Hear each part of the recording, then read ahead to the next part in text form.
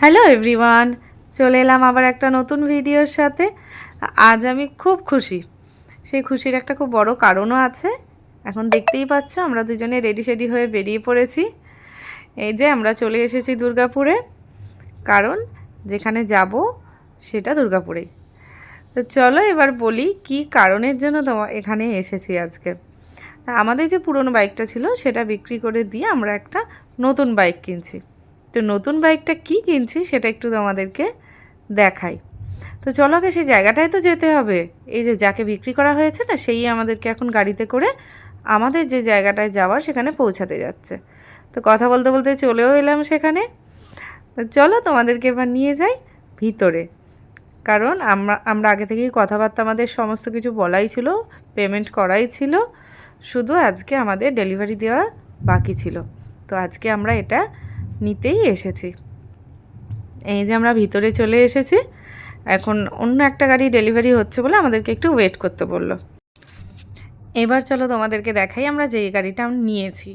এই যে সামনে যেটা রাখা আছে, ও বারবার ঘুরঘুর করছে তার কাছে, সেটাই আমরা নিয়েছি। আর ওদিকে ওকে বললো হেলমেটটা আপনি একটু পছন্দ করে নিন, আপনি কোনটা নেবেন, কোনটা আপনার ঠিকঠাক সেট হচ্ছে। তো ওইদিকে ও হেলমেটটা দেখতে গেল, আর আমি তখন এখানে বসে দেখছি ও কী করছে, আর অপেক্ষা করছি যে কখন দেবে, কখন চাপতে পারবো একটু। তো এইদিকে আমাদের ডাক এসে গেছে। এই যেখানে কিছু সাইন বাকি ছিল ওগুলোই করছে, আর খুব সামান্য কিছু পেমেন্ট দেওয়া বাকি ছিল সেটাই দিতে গেছে। তো চলো একটু কাছ থেকে দেখিয়ে দিই তোমাদেরকে আমরা যেটা নিলাম। এটার মডেলটা ছিল রয়্যাল এনফিল্ডের ক্লাসিক 350। দেখো তোমাদের কেমন লাগে, আর অবশ্যই আমাকে কমেন্টে জানিও কেমন হয়েছে।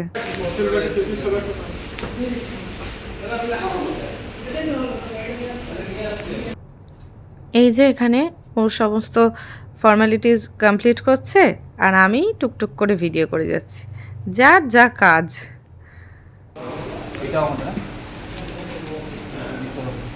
এটা এমন পড়ানো, হ্যাঁ ঠিক আছে। এর মধ্যে কি আছে? ও যেটা নিলে বলছি এটা যদি এখন রেখে দাও, ওর মধ্যে নিয়ে গেলে হবে।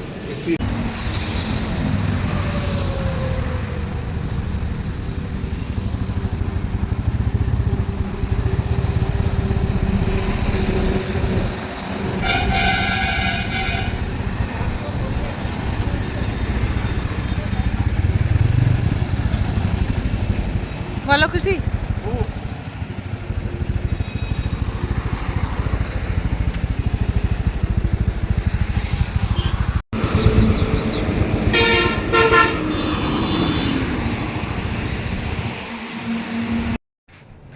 গাড়িটা নেওয়ার পর আমরা গেছিলাম ভিরিঙ্গি কালী মন্দিরে পুজো দিতে।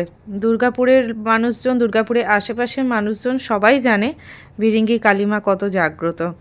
তো আমরা ওখানেই গেছিলাম প্রথম পুজো দেওয়ার জন্য। তোমাদের চারপাশটা একটু ঘুরিয়ে দেখালাম। আর কোনো একটা বিয়ে রিচুয়ালস হচ্ছিল, তার জন্য মানুষজনের ভিড়টাও একটু বেশি ছিল। তো চলো তোমাদের একটু মায়ের দর্শন করিয়ে আনি।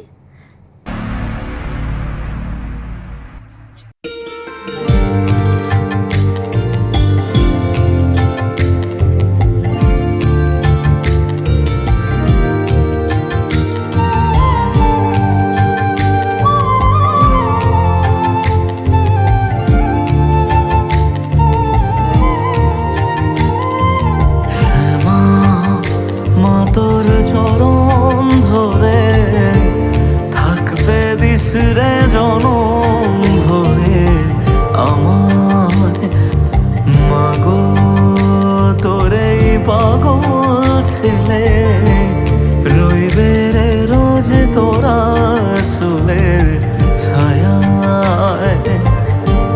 তুই নাকি মাসার বোঝনি, তোর কাছে নয় কিছুই কঠিন, তোর ওই দুটি চরণ তলে থাকবো আজীবন।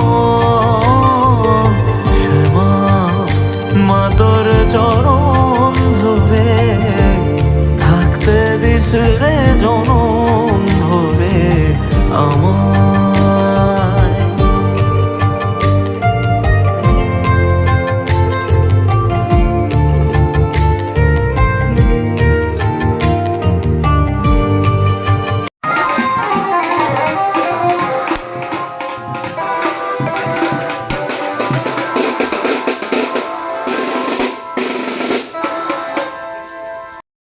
মায়ের দর্শন হয়ে গেল। তো এবার আমরা যাব বাড়ির দিকে, কারণ বাড়ির সবাইকে দেখাবার জন্য তো মনটা ছটফট করছে। তো চলো এখানেই আমার ব্লগটা শেষ করলাম। সবাই ভালো থেকো, সুস্থ থেকো, টাটা।